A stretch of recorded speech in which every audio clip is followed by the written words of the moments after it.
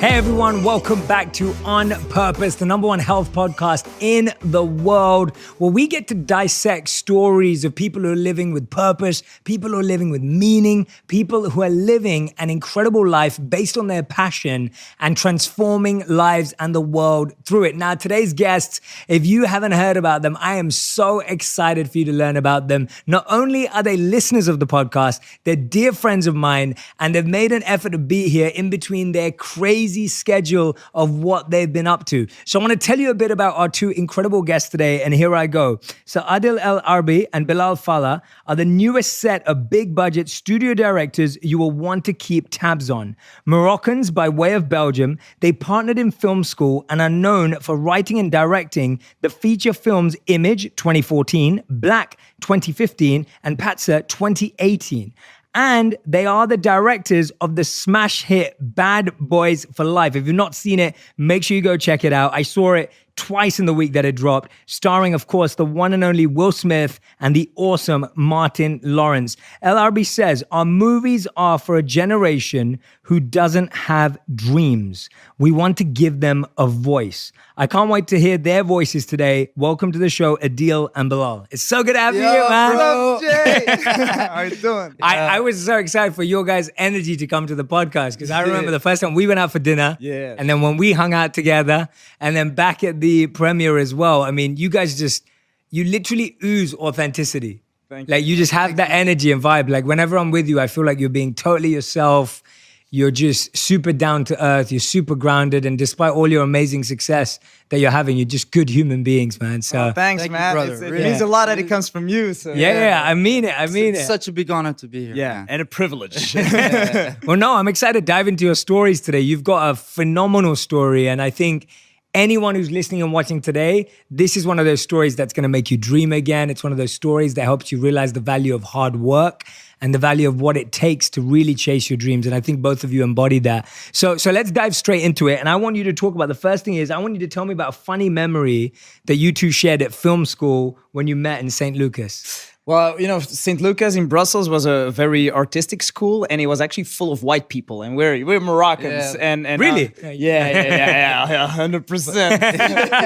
and I was very shy and not really sociable, and I didn't talk a lot, and I also didn't know how to dress well, and so I was like in my corner, and then came somebody that was really loud. I wasn't that loud, but Yeah, but it was like the Fresh Prince came in, Fresh Prince of Brussels. And, Bilal Fallah, who was talking to everybody, and I was like, who's this loud guy? yeah, but I was like, I only saw like white people. And I was like, what's going on? And in the corner, I saw Adil, and I'm like, is that a Moroccan? Is that a Moroccan? So I went to him and I said, yo, you Moroccan? And I said, yeah. And then we became brothers. Yeah, It was right, like, brothers. yo. We formed a gang right away. Yeah. Then, yeah. That's So amazing. How old were you guys then? I was 18 then. Yeah. Wow, so it's been like 14 years for you Yeah, guys, yeah, roughly, of yeah, being friends. Exactly. Yeah. That's a real friendship, man. Yeah, It's amazing that, did you ever imagine then, when you guys were 18, you're at film school, you both see each other, two Moroccan, like, did you ever imagine that you would make movies together one day?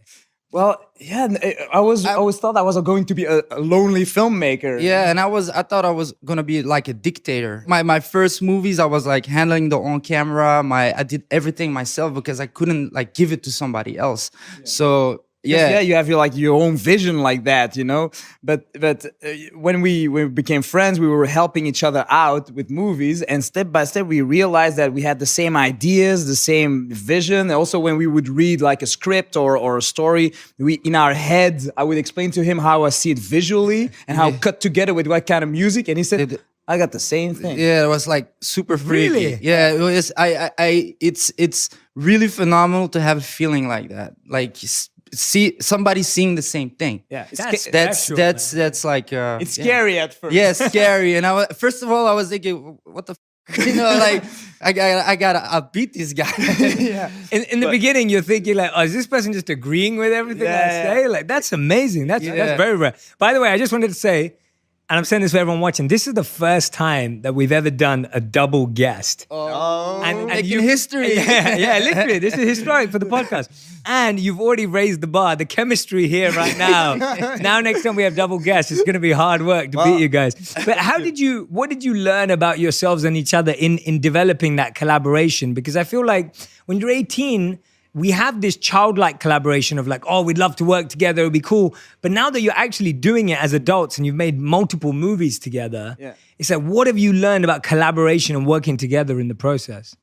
Well, being collaborating, because I was like a dictator and I wanted my and nobody can touch it. I learned to like listen to all the ideas and be open and absorb everything. So, but I was like everything, perfectionist, and he learned me mostly of you have to let it go sometimes, let it loose, else I'll be working forever on one thing. And for me, I was the contrary. I was at that time really happy too fast. Like, it's good enough. Not to put too much effort in it. It's good. Nobody's gonna see all the mistakes. It's good enough. And he was like, no, man, you gotta like pay attention to the details. So his crazy perfectionism and my lazy nonchalance, just let it happen. That combination made it work like a very good balance. Yeah, you know, it's so good hearing that, because I think there's so many people who are listening and watching right now, and they're either trying to do everything on their own, or I know a lot of people who just say to me, Jay, I need to be in a team. Like I need to work with people around me and energy. And it's fun to see how both of you actually thought you were independent, but you found your complementary skills. And that's really good to hear, man. Yeah, exactly. I love hearing that. It's Like, teamwork. teamwork is like central in everything we do. It's actually the most important thing. If we start a project, then it's just like a family, like a team, and bring the best out of everyone to bring the best project. Because when making movies, it is like you're in a football team. Basically, you gotta have all your awesome players. You know, like the Red Devils. Are you both Manchester United fans? Well, I'm more a Tottenham fan because I know you. I'm Manchester United. But Tottenham because Jan Vertonghen and Toby Alderweireld, they're my buddies. So well, we used to have Fellaini. Yes, I know. Yeah, Manchester City, man. We had Lukaku at one point. Well, the Premier League is practically the Belgian league. It is, exactly. Oh yeah, I got to interview Hazard last year. Yeah. Hazard. You got an amazing team. Exactly. But okay, move away from football because we get back to more serious stuff. But it's interesting. I don't know if you read Bob Iger's book. So in Bob Iger's book, he talks about how like at one point Steven Spielberg, Quentin Tarantino, George Lucas, they would all get together and watch each other's movies and give each other feedback. Yeah. Like it's amazing to hear that. Like, I mean, do you feel that now that you're in LA and you're spending more time here, like who do you guys go to for mentorship and feedback, and who are you learning from? Well, obviously working with Will and that's like for us, that's like a mentor. You grew up with him as an actor, but also a great filmmaker with so many ideas, and being with Jerry Bruckheimer, the iconic producer, one of the most famous producers in the world. So those people that we work with, that was already like our first circle. But now that we're here, there's so many directors that we'd love to meet that we are big fans of Scorsese, if we could meet him one day, or Tarantino, or Spielberg, also newer generations. If Damien Chazelle hears us, or Barry Jenkins, we'd love to be your boys.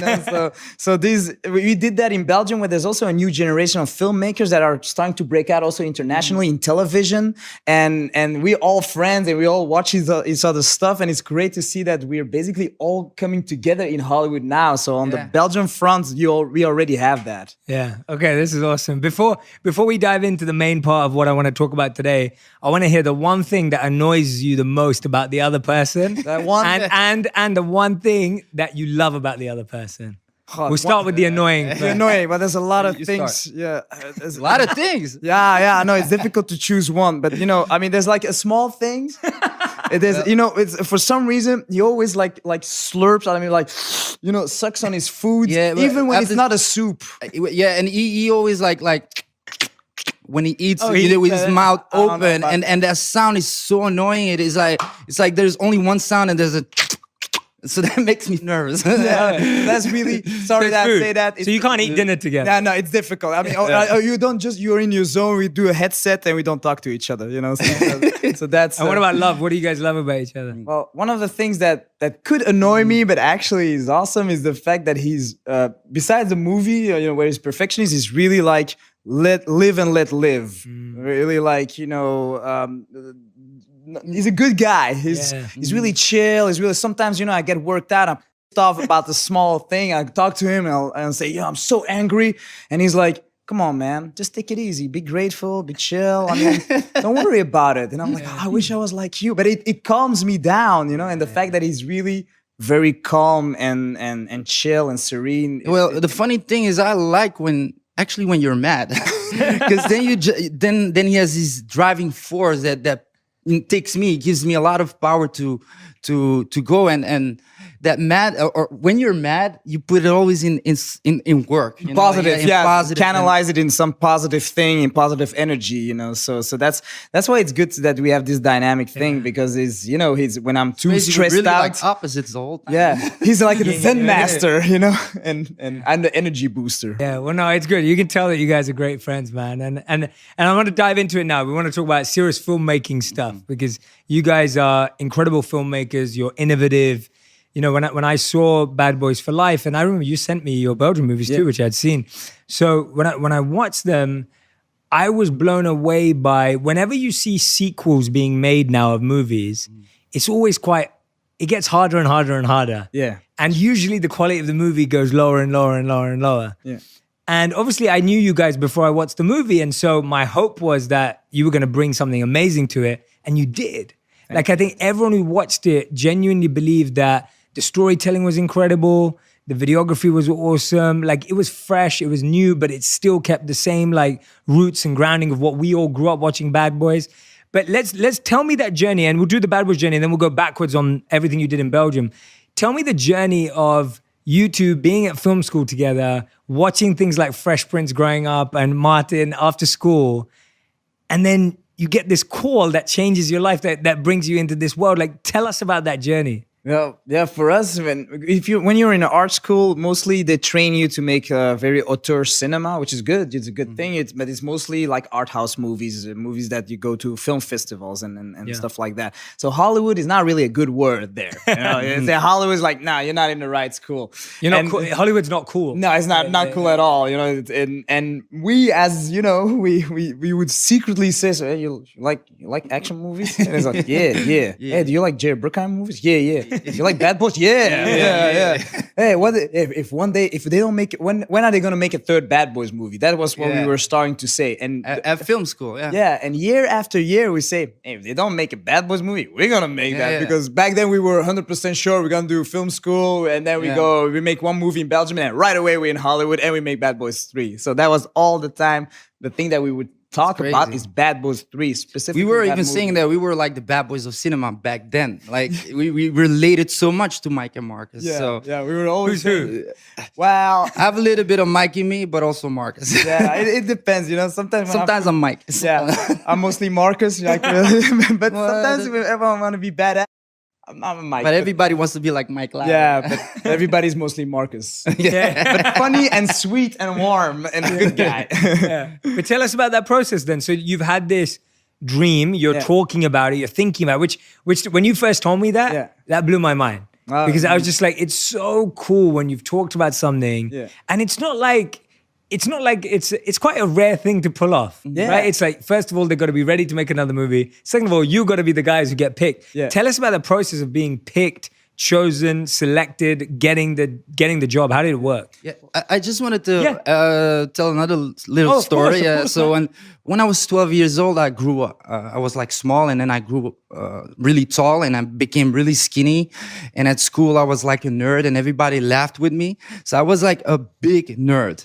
And after school, I always saw the Fresh Prince of Bel-Air. And the Fresh Prince of Bel-Air, I started to think like, I have to be like that guy, I have to be like open and just like, so because of Fresh Prince, I started to think like, I can be a movie maker. I can do this. I can be cool.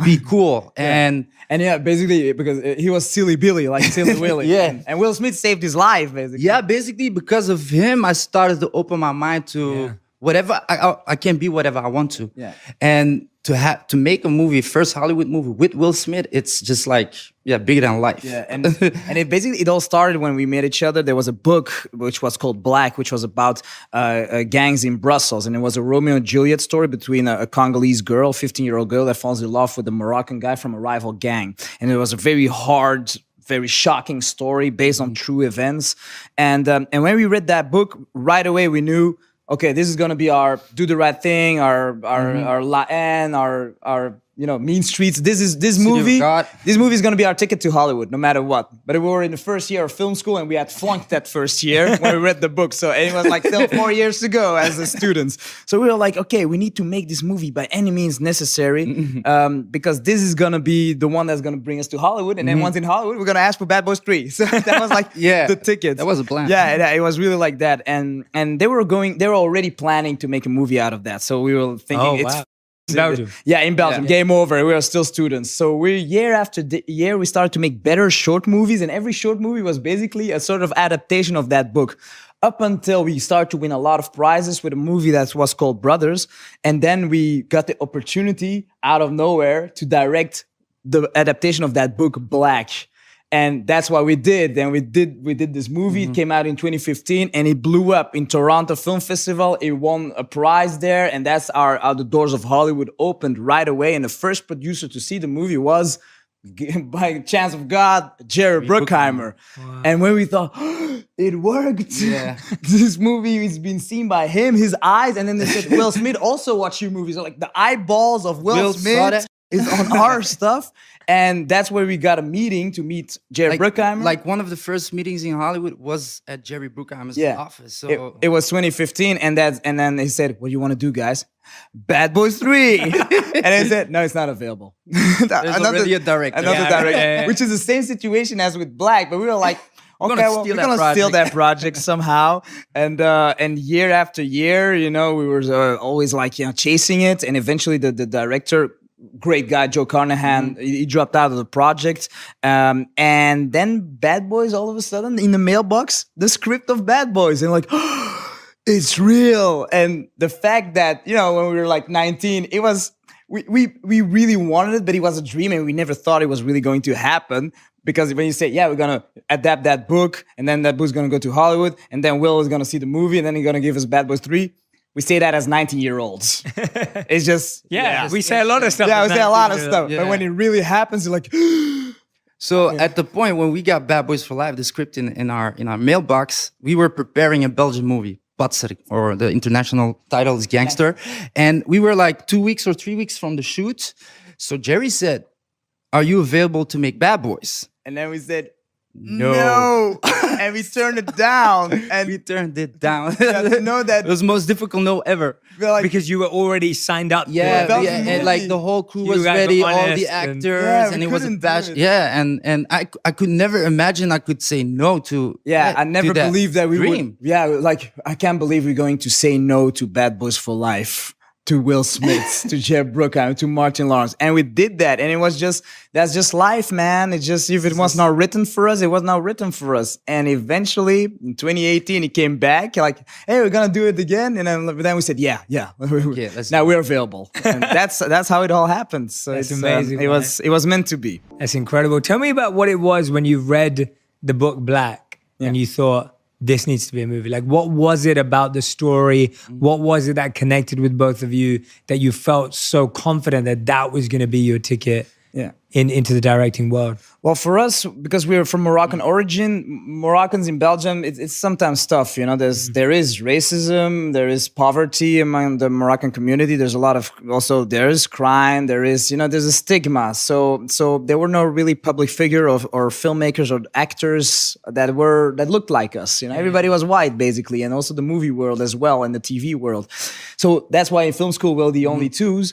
And you read that book and you just know, okay, there's never been a story told like that in Belgium. These stories aren't told. And tell us a bit about the story. Yeah, the story it was it was about this African and Arab community in those poor neighborhoods that we really know because it's close to us. It's close to our friends, to our families. Even like at school when we made short movies, it was like in that world. Yeah. So it was. we were making all these little stories in that world, and this book is telling. And actually, you heard about the real story of Yeah. this girl that basically, when a girl is in a gang like that in Belgium, she's just an object. You know, she's forced to have sex with everybody of that gang, and it's a very harsh, hard reality that nobody really talked about and nobody wanted to see is that because all the victims are gang members, even though they're just 15, 16 years old. And we felt compelled to really tell this story because it's a reality, and these are victims. They are also, their stories are worth being told to the world. Yeah, and those stories were like, it was in the newspaper, just one line. Nobody talked about all that violence that was happening in that world. So it is, and because all these victims are from that world, and it's not like They don't care. they don't care. So having this story and telling this story from a black girl's perspective was just we felt like this story has to be told. And at the same time, the casting, there was all the actors never played in a movie before, because in acting schools or in the casting agencies, you didn't have the diversity, and we needed to find them on the streets, and there were some singers, some rappers that eventually got the part, and for the first time, people could go to the cinema and watch the diversity on the screen reflected. Yeah, I'm just going to explain more about that please, casting tell us. process. Yeah. While I was at school, I saw this movie, City of God, and it was that talking. was a great movie. Yeah, And I saw like everything about that movie, the making of, and all these actors were from the favelas. So I had just this personal connection with that movie because it was like you don't see Moroccans or blacks on the TV screen. So we were forced to find actors or people that never acted. And this movie was exactly like City of God. We had to like search on the streets, and we knew there is such a big pool of talent that nobody saw. Yeah. So we did like 6 months of intensive casting on the street. We went everywhere. For every actor, I can tell you an amazing story. And also nobody believed, like, really we're gonna play in a movie, because it seems something so inaccessible to them. Totally. Then we professionalized them. They played in a movie. But the thing is, like, for each role, there were like so many good options. Yeah. There was like too much talent. So it was really difficult to find the best of the best. So what we did at that point, because after we had all the actors, there was so much other talent. We said we have to start our own casting agency and put them, giving them the opportunity to do other. Yeah. To give the chance, because the thing is that these actors that never thought they would play in a movie before, well, Will Smith saw their performance, and people like Jennifer Lawrence saw their performance, and Margot Robbie, and they're big fans of them. And who can say that that the biggest stars in the world were in awe of their performance? People that were just on the streets, never thinking that it would be part of the movie industry, and that caused like the new generation of dreamers. Basically, now you have these guys. Girls and guys in those neighborhoods of different origins that believe that, okay, you can be an actor or even a director or even a screenwriter. And that was very important to us. Yeah, another filmmaker that was like a big inspiration, that was Spike Lee. And he was like one of the first big black directors. And all these actors like Denzel Washington and Morgan, Wesley Snipes. And even Martin Lawrence. Yeah. He brought them to the big screen. And when I was young, I saw Spike Lee was such an inspiration. I was thinking like, one day Spike Lee of Belgium. That's how we basically started. And that with Black, we had the opportunity to do that. Yeah, there's so many beautiful messages in your lives, whether you guys see them or not. Like there's so many beautiful ones. Like, first of all, just having a vision, a dream, a plan. Like, it wasn't just like, oh, we want to do this. It's like you had a plan. You're like, we're going to do this and this is going to happen. And this, it's like you had a plan and you'd envisioned it and you'd seen it become true. Whether you believed it or not at the time, it was there. And then the fact that you're both so purposeful, when I hear you talk about this, it's not like a strategy or a technique or like trend. It's like you guys really care about telling these stories. Like you really believe in the fact that there are these people with no voices. There are these people that are marginalized and,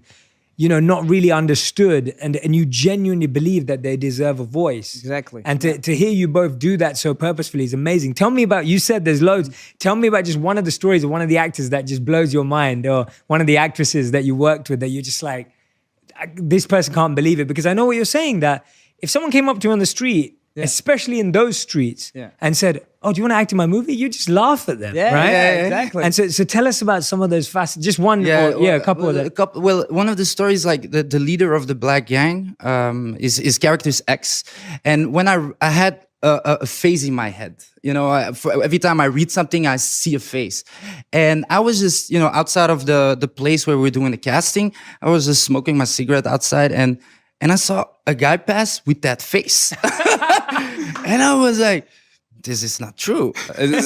And he stopped and he looked at the paper, the casting black. He looked at it and he wanted to move on. And I said, wait, stop. I said, come over here. You can do a casting right now. He said, no, I have to go to my work. I have to go in 5 minutes. I said, no, just come inside, just 5 minutes and then you can, but I'm going to be too late. I said, come on. So he went inside.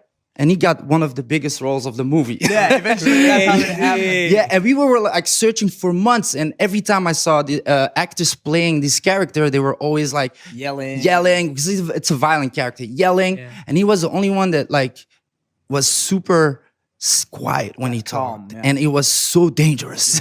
And the thing is that the character in the movie is like an ex-child soldiers, because a lot of leaders in those gangs are ex-child soldiers, and our actor, he was not a child soldier, but he lived the civil war in Burundi. So the scenes that we shot with him, where he's looking at civil wars footage on the TV screen, he felt that he understood completely the character. He was very close to the real character.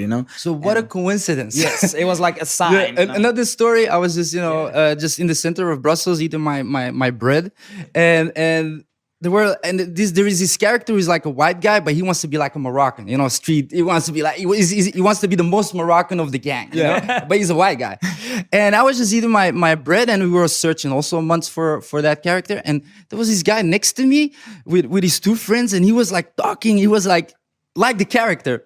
And I said to him, hey, and he was talking about this girl on the other side of the street. And I said to him, try to get her number. I said, no problem, man. I'm gonna get her number. He went there, tried to get her number. He came back and I said, you got her number? He said, no. I said,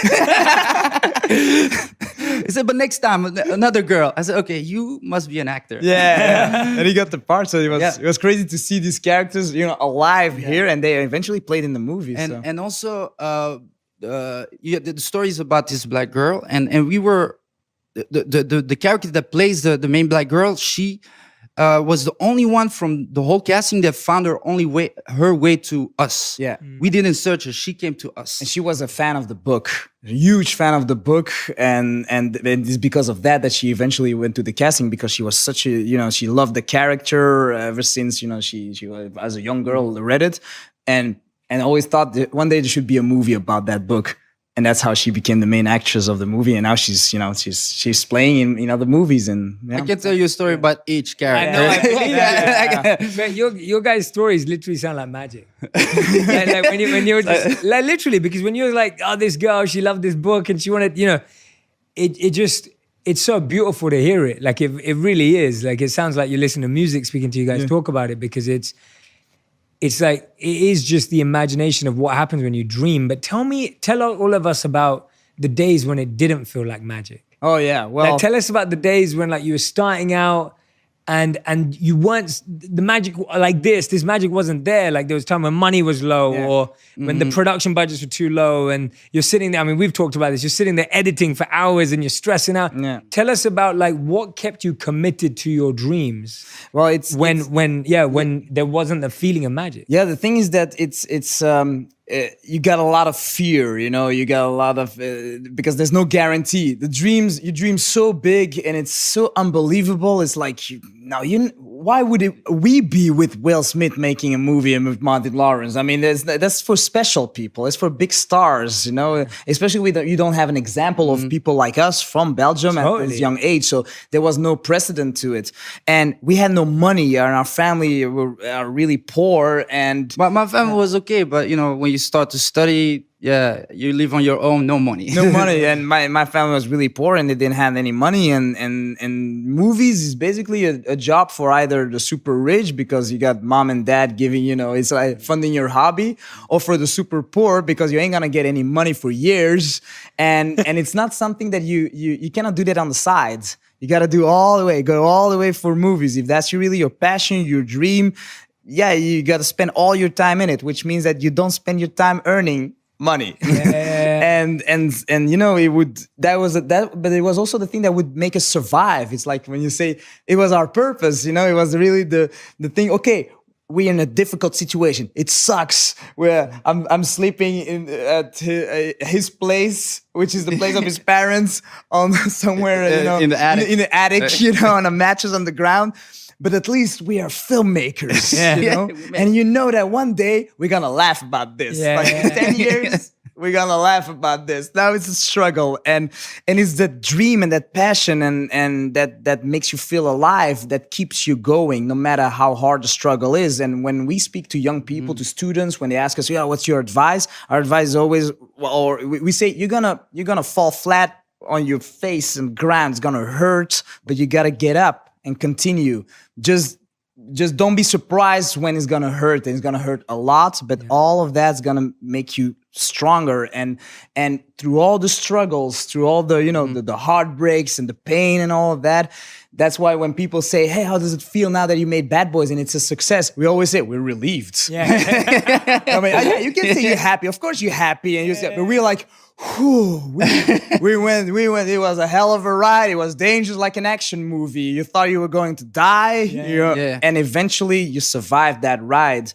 And yeah, you know, making Bad Boys was the hardest year of our lives. It was maybe the worst year of my life. Yeah, you know, everybody's like, "Oh, it was such a fun movie." It was probably also really fun to make it. It was. I think I went deep, man. I went really deep in darkness, in sadness, and I would ask, hey, you know, it's like our dreams that come true. I didn't know it was going to be a nightmare sometimes. And he said, "It's always like that." It's a big change, big achievement, and it's gonna with hurt. a lot of pain. It's gonna hurt, and you know, it's well said that it's like, you know, you're on a mountain, really now fast and high, and you cannot breathe because, you know, there's not a lot of oxygen, and you're like panicking. And the thing is, you want to go down quickly, but he said, "No, stay there." You stay on that level and get used to it and starts to breathe, no panic. And then after a while, you get used to it, and the pain and the heartbreak and the doubts, they go away because like, oh yeah, okay, I'm getting used to it. And some people around you will be on the same level and also learn to adapt with you. But some other will like, no, go down and pull you down. And they said, "No, stay on that level." That's what Will said to me when I was really drained. I've been crying for an hour on set, and said, "Whatever's going through your head, it's gonna be all right. I'll tell you." So it helps having him motivate you. And it was like a godsend. You know, there must be a sign, something from the universe or God, that from all the stars you could work with, it's him. It's motivational speaker Will helping, because he was, sometimes we would have lunch meetings and not talk about the movie, but he would talk about life and how, you know, and how to heal yourself. And as around that period that I got to know you, you know, a person very dear to me talked about you, and she said, "You know, you should listen to Jay Shetty." And I was like, "Who's that guy?" And like, you know, you just got to do your own stuff. Don't listen to all that's things. And then I started to listen to you, and it was like medicine. It was like, whoa, what is that? It's like, it's as if, where were you all my life, Jay?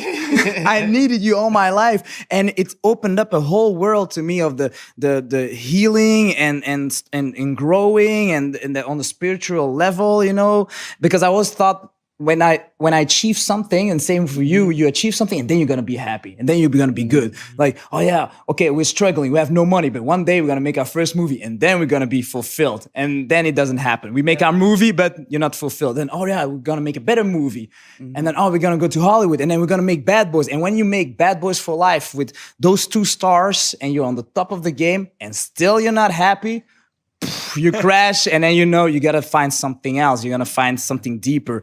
And listening to you, it was so funny that Adil is like, before you, before Bad Boys, he was like totally not motivational. He didn't like all the quotes. He didn't like, you know, all those deep meanings. He was like trashing everybody. Like every time I saw, because I was like into it on Instagram, and I started to like getting to the podcast, and I was like, and all of a sudden I see Adil like listening to you, and I'm like, you're listening to Jay Shetty? Well, for me, it was like when I started listening to you, it kept it a secret. So when we met, I didn't tell him because I was, he's gonna say I'm some crazy, And then when he saw the picture that you and I took on Instagram, he said, "You know Jay Shetty? You're a fan too." It's like you kept it secret. I was not telling him because I was going to my process. Yeah. And it's like it's crazy that we talk about everything, but you were our secrets. That is the best story about me I've ever heard. That is amazing. I love that. That's hilarious. Thanks for sharing that, man. Okay. My spirituality, because we're Muslims, it's also been a strong force throughout our throughout the pain, and every time when you don't make it, you just accept the fact that God has a plan for you, and that's something that I always hold on to. Like you want to achieve the dream, but imagine I did everything I can. That's the most important thing. At the end of my life, I have to know. I have to talk to myself and say, you did everything for your dreams. And if it didn't work out, it's just the way. And it's in. And if you believe in that, you accept everything. You start to accept everything. It's in God's hands or in the universe hands.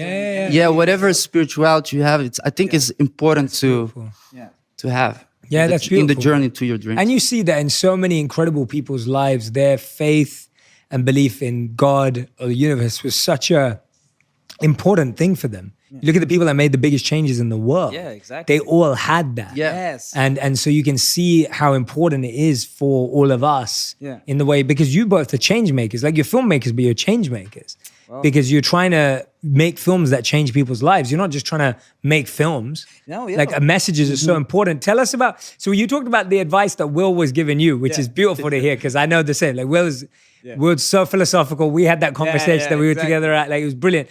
But it's like, tell us about the advice that you had to give Will and Martin. Tell us about that process of when you're sitting with like, like you respect these guys. Like I had to make that trailer with them, right? And like for me, you weren't there that day. I needed your help. Like when I got the call to be on that trailer, so it was the production company that Sony was working, whatever. And they were like, we want you to be in this trailer and we want you to come in and we want you to be a life coach or a therapist for Will and Martin. And it's kind of like couples therapy. And they were very respectful. They were like, like we don't want to make coaching look bad or like, are you? And I was like, no, this is great. It's fun. And I was like holding the phone going, this is amazing. I was so excited. And so I want to put that scene in the movie. I know. I'm like, why was it? No. And I was so nervous because, I'm like, and I've spent time with Will before, but I was so nervous to like be in an acting setting with him. I was like, what do I know, man? And so I went to acting class for 4 days in a row. For real? Yeah, 2 hours. You did it really well, by the way. Thank you, man. Thank you. But I went every day to acting class because I was like, I can't go in there and not feel comfortable and confident. Yes, exactly. And it's just like, I went in there and I was like, wow, like this is gonna, it's when you've looked up, the same with me. I grew up on Fresh Prince, my favorite show of all time. I'd watched it a million times every episode. So I feel everything you guys are saying. How hard is it to then go in there and then have to give advice, give feedback, give direction as directors? Tell us about that. Well, it's, I was 7 years old when the first Bad Boys was made. And now you got to 25 years later, you're there and you have Will Smith and Martin Lawrence who play these characters who know everything, who know the industry, 30 years in the biz. And 30 years, that's our age. And then we're just two rats from Belgium. We don't know. And then you're gonna have to say to Will and Martin, look, you could do this better. And they could easily say, I've been doing this for 30 years, and they never did that. They never said that because unbelievable how humble they are. Yeah. Wow. They would ask us, Will and Martin, so how do you think? Is it good? And we in the beginning were like, you're Will and Martin, of course it's good.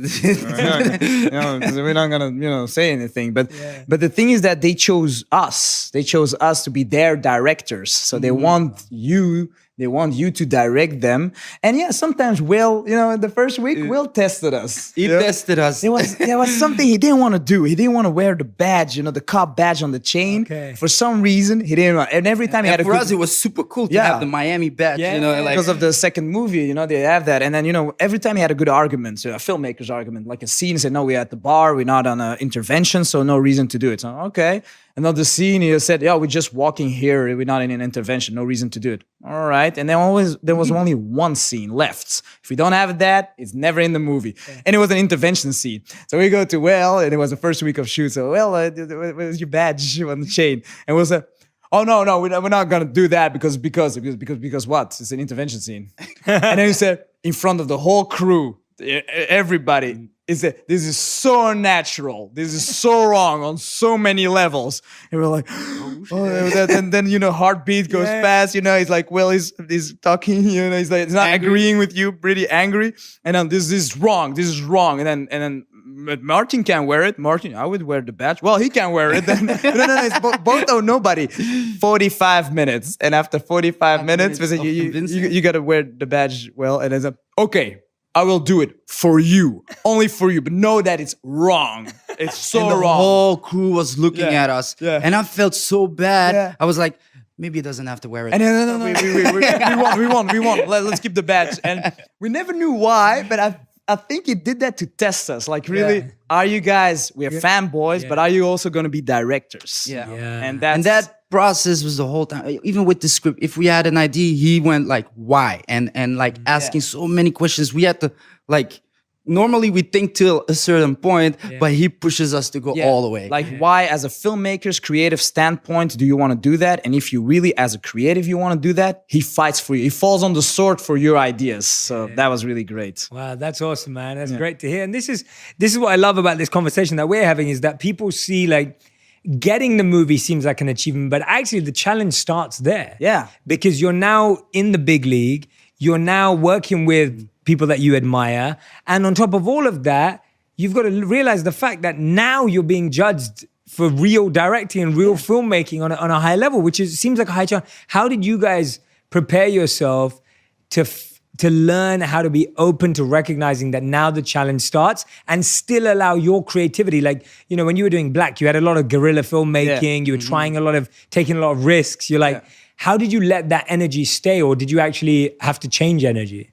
Well, we had our cameraman, Robrecht Hava, great guy who did all our student short movies and all our... You still work with him? Yeah. It looks... That's also a story. We said to Sony, okay, we only have one requirement. Our DOP, director of photography, our cameraman, is Rob, is the guy who did all the Belgian movies. Without him, we don't do the movie. And we were prepared to turn the movie down if they don't let us. We said we ain't gonna do the movie without Rob. And all of a sudden, this 15-year-old looking guy who never made a big Hollywood movie makes $100 million movie with these great stars. And that was...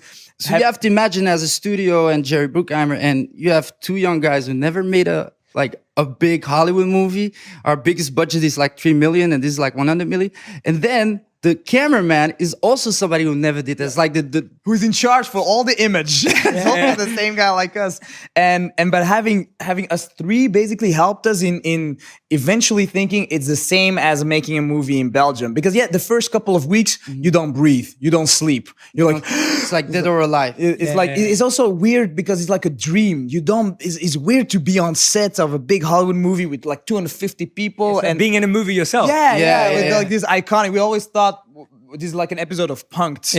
Michael Bay's gonna come and say, it was just a joke. It was just for a TV show, actually, guys. I mean, because it's like you don't fit, you don't belong there. It's like you enter the making of or something, but the thing is, the eyes of the world on this movie, whereas when you do a Belgian movie, it's only the eyes of some Belgians. If you tank, nobody's gonna know. But there, if you crash hard. And there are so many fans in the world that grew up with that. You don't wanna. And the thing is that it's like as if you're in the war, or you gotta jump in the water, and either you're gonna like sink, or you gotta swim. Even you think, I cannot swim all that ocean. You're gonna have to learn and do that, and before you know, when you do that switch, not thinking too much, actually, not overthinking, basically not overthinking. Yeah, but you guys broke through imposter syndrome, because that's what so many people struggle with. That when you finally made it into what you always wanted, and now you're like, oh, maybe I'm not actually meant to be at this table. Like maybe we don't deserve to be here. Like what makes us deserve to be here? What made you trust the process? Like what made you feel like you were like, no, actually, we've worked for this and we're going to deliver something? Because when you watch the movie, I mean, there are so many great parts in the movie where I'm like I love the part where you think it's a funeral, but it's the wedding. I love in the beginning where you think it's a car chase, but it ends up being that they run into the hospital. Like to me, like all those moments are genius and they're brilliant and they're shot so well that you completely are in and you think it's something. And I'm like, you definitely owned it. Yeah, yeah, Like exactly. you owned it. Like there was no part of me. If I didn't know you guys, let's say I didn't know you guys, Yeah. and I went and watched the movie, I would not have known that someone who'd never made $100 million budget movie made it. Oh, I would thank just you. never have known. Like you wouldn't even think of it. Yeah. Yeah. Right? But that's why I'm happy I know you guys. Yeah. Because it just makes me believe even more that imposter syndrome is just a belief set. Exactly. It's a thing, you know. I mean, the imposter syndrome would be just once in a while. Like we would look at each other and look at the DP, and you say, "It's weird that we're here, right?" yeah, it's like- and it's you look like- at the monitor. You have Will and Martin, and Jerry is like, "Whoa, that's some freaky dick," and then it goes away right away because you got to work. And the thing is that you got to power through that, but also it's the crew and the cast that's around you, the trust that you get from people that become family, and when you feel like you're between friends and family. between family, that is what really helped us the most going through that imposter syndrome, feeling safe and feeling the trust and the love of everybody around you. And that's the same thing with you. You know, we were scared of coming to the podcast because we're big fans, huge fans of your podcast. We listened to that and we're like, whoa, how deep everybody's speaking, how smart, Yeah. and we're like intellectual lightweights.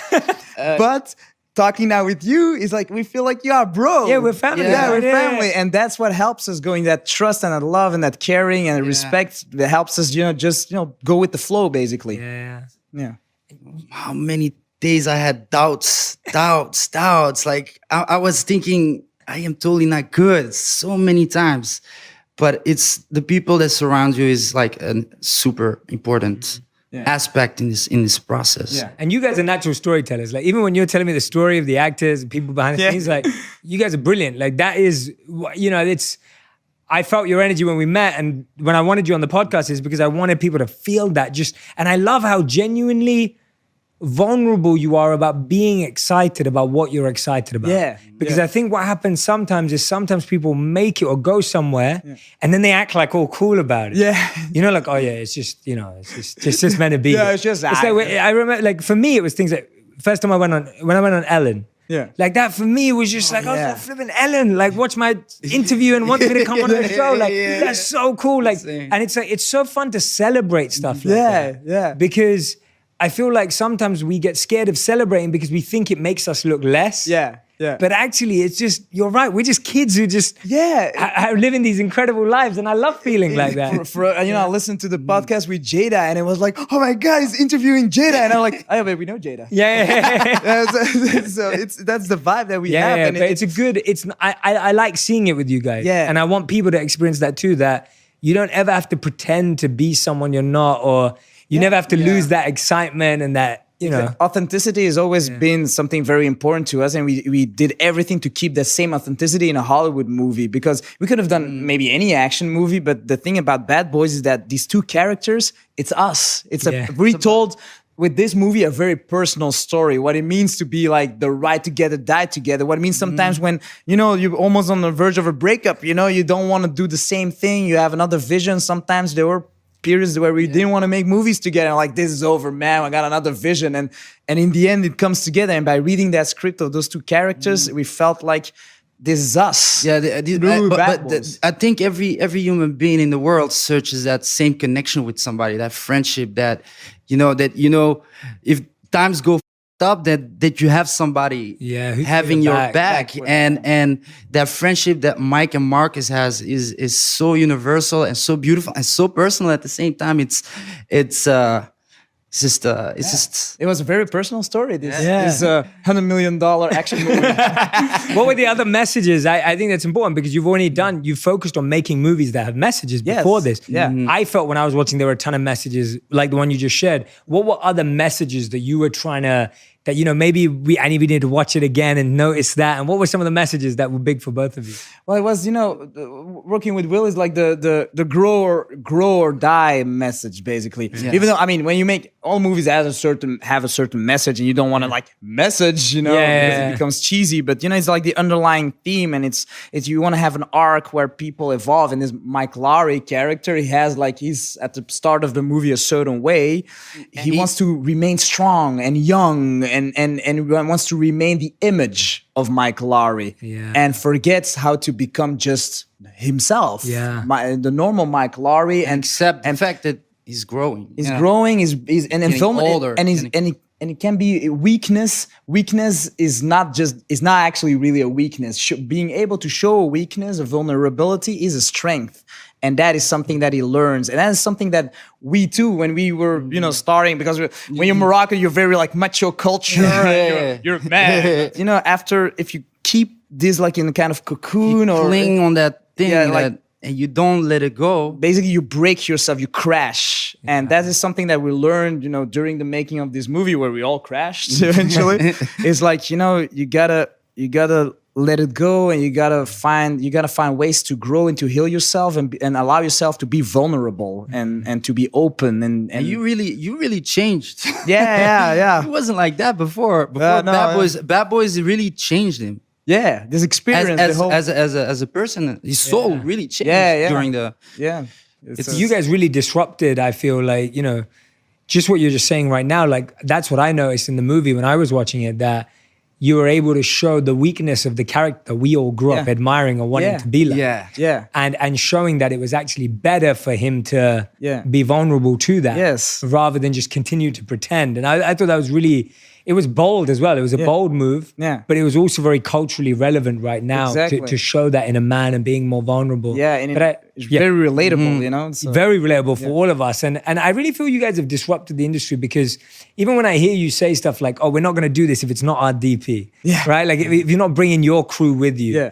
And I'm excited to see, and I don't think you guys are ever going to change, because you're just who you are. Like, I'm excited to see how you continue to represent diversity, how you continue to tell stories of people that are not told enough. What kind of stories are exciting you right now in general? Not just the ones that you're making movies on, but have you heard any stories recently or read any books or anything like that you're like, oh, I'm fascinated by this right now? But there's a lot of stories that are, obviously now in this time in culture, it's the great opportunity to tell stories of people of different ethnicities, different backgrounds, stories that you didn't usually see that much, on the big screen. And for us, because it's important, we're Muslims, we're Arabs, we're Moroccans, we're Africans, things like that are very important to us. Just as fans, seeing that there are more and more female filmmakers. This year it was a lot of women filmmakers, and it's going to be more and more in every kind of genre. Just seeing that evolution is so exciting and interesting. To be a part of that. Yeah, to be a part of this new honor. generation of filmmakers that's so diverse. And To see Parasite in a total, not in English language. That's Win the Oscars. That's history. That's Yeah. a milestone for cinema. Yeah. It's just us. We don't want to make movies only in English. We want to tell stories. If it's in China, we want to keep it in Chinese language, or in Germany, it has to be in German. So the fact that it's very diverse and very exciting. These kind of stories, that's what we're looking for now. And we would love to make movies back in Belgium as well. About our community and alternate that with American movies. And in a very naive way, we believe that movies can save the world. Yeah, and I'm with you. Yeah, exactly.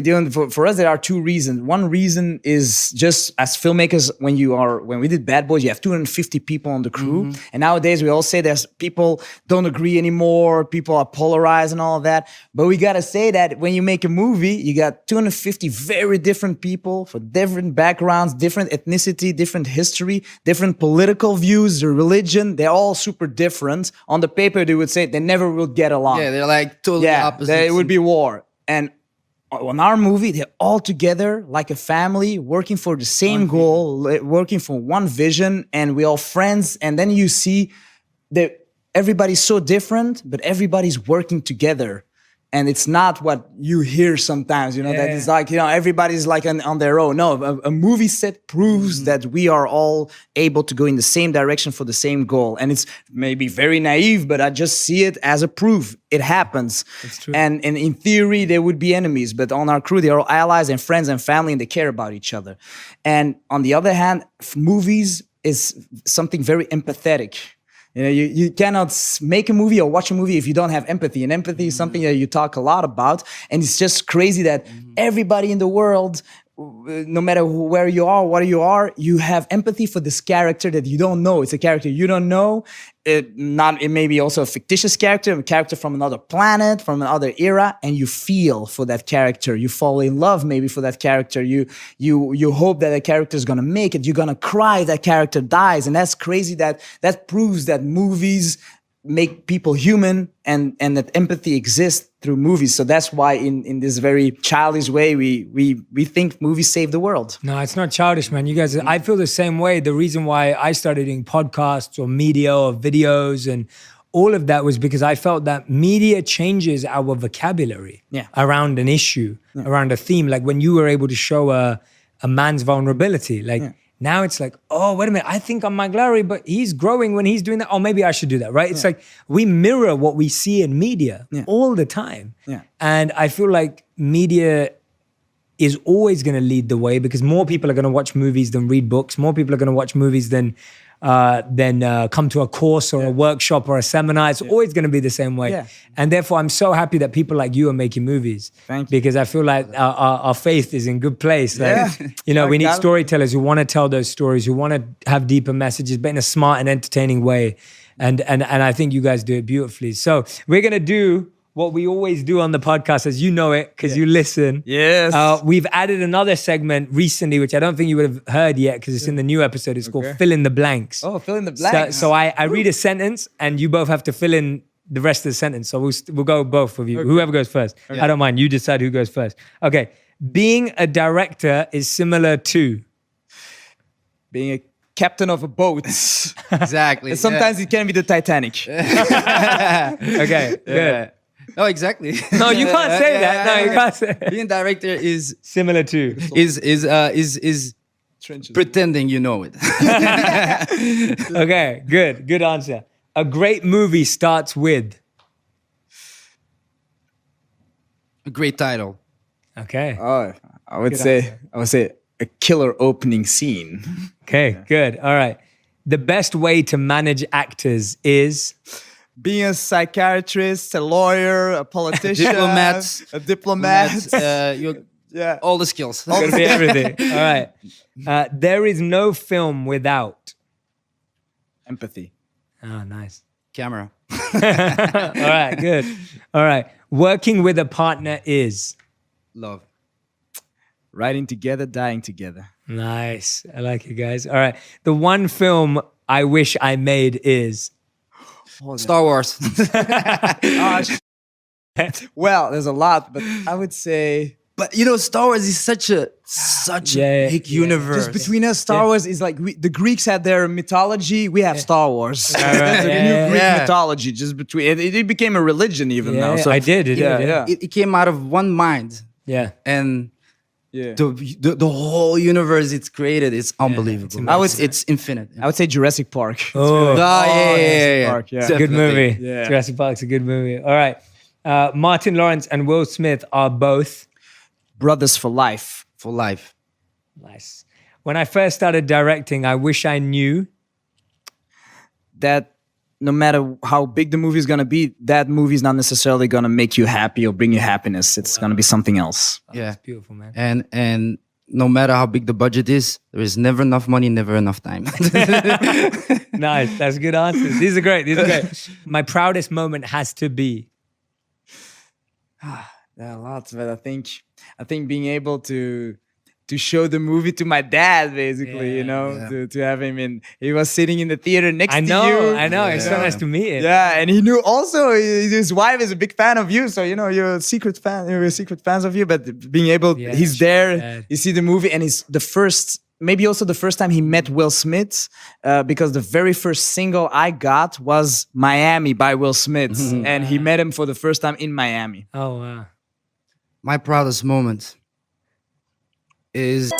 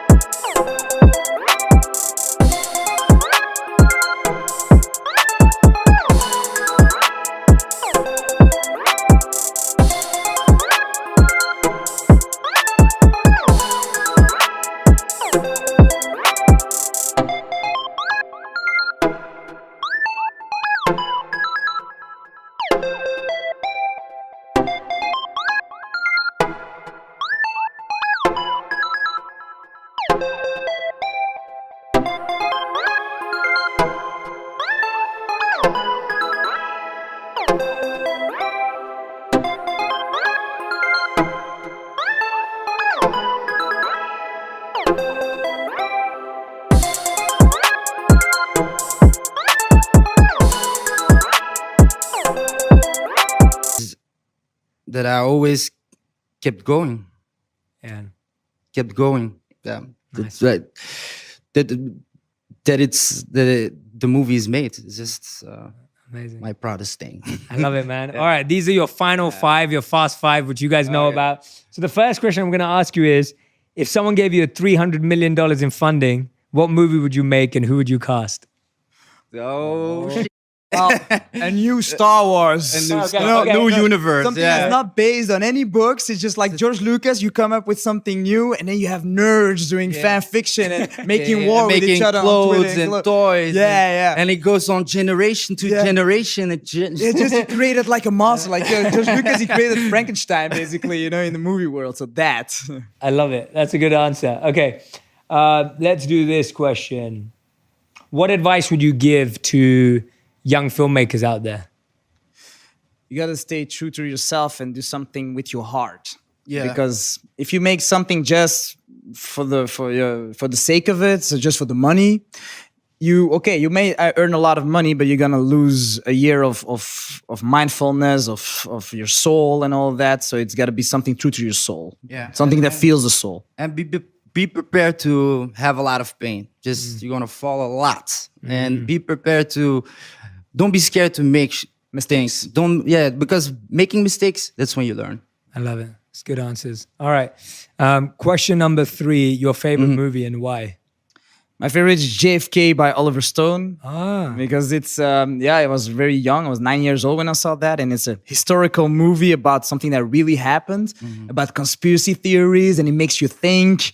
And it's a movie that has an impact also in real life, because in '92 the Congress had to release check out, we didn't kill JFK, okay? But if you can make a movie that has an impact in society in real life, that is really, that's what we want to do. So JFK. Yeah, for me it's a French movie called La Haine, and it's about the banlieues, the ghetto in France, in Paris, and for me, because I grew up with Hollywood movies, and this was the first time I saw a movie with Moroccan or a black guy from like the same world as me, and it was shot in a way, it was like cinema, it was like in a Hollywood way it was shot, and then I understood that maybe I can do that too. Maybe that made me believe that I could do a movie. And I think that's the most beautiful thing you can do as a filmmaker or any artist, is if you can inspire somebody to do it. Nice. That's what Lion did for me. Awesome. Question number 4 out of 5. What's happening with Beverly Hills Cop 4 and Adam Sandler? What's happening? I saw the story. So when we didn't get Bad Boys, we got Beverly Hills Cop 4. So we thought this is going to be the movie we're going to make in 2016. Didn't happen. Then Bad Boys came. And because Bad Boys worked out, now we got Beverly Hills Cop 4. Woo! And we're working on it. Yeah, we're working amazing. On it. Eddie Murphy. Murphy's the godfather. So the way we look at Will Smith, Will Smith looks the same way at Eddie Murphy. For him, it's like, it's the Don, and making a movie with a legend like that would be next level. And Adam Sandler, he's just the coolest guy ever, sweetest guy ever. And he said, hey, if we find something to work together, let's do it. So what he did in Uncut Gems was so unbelievable. Yeah. And he has so much to offer. Yeah. I love it. All right, 5th and final question. All right. So we can stop being in this sauna right now. I love sauna. But Dr. Daniel Amen, who was on before, he told me that this is good for our brains. Okay. He said, So that's Thank why you for I'm using that wisdom. No. I'm just giving an excuse for why I'm thank God. this pain. Me and you are like, okay. 5th and final question. What is the biggest lesson you've learned in the last 12 months for you? Doesn't have to be professional or whatever. Oh yeah, one. Wow.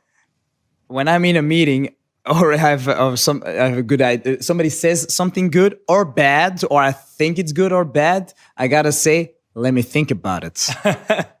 Because I didn't do that enough. And when you're in Belgium with a small movie, your reaction or your decisions don't have that much consequence as a $100 million movie. Yeah. And whether I was enthusiastic for something or I hated something, I should have just said first, let me think about it before I say, oh no. So that's what I learned the most. Nice. Let me think about it.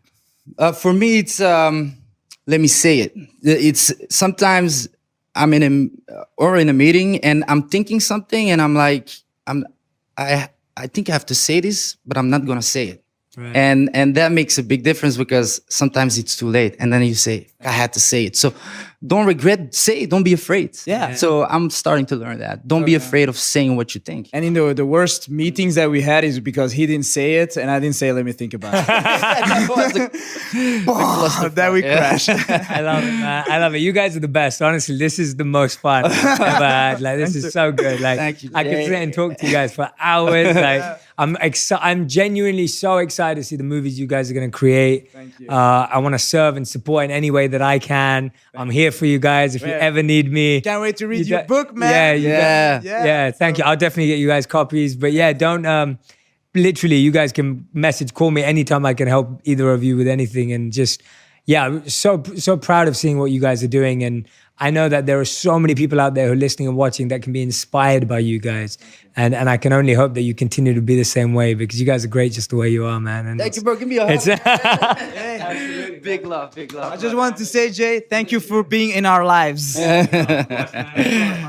it, man. You guys are the best. Thank you so much. Everyone who's been listening and watching, go and follow these guys on Instagram. Go and find them. We will tag them into all the posts. Go and follow their work. Go and support everything they do. They've got so many more amazing stories to tell. They're just getting started.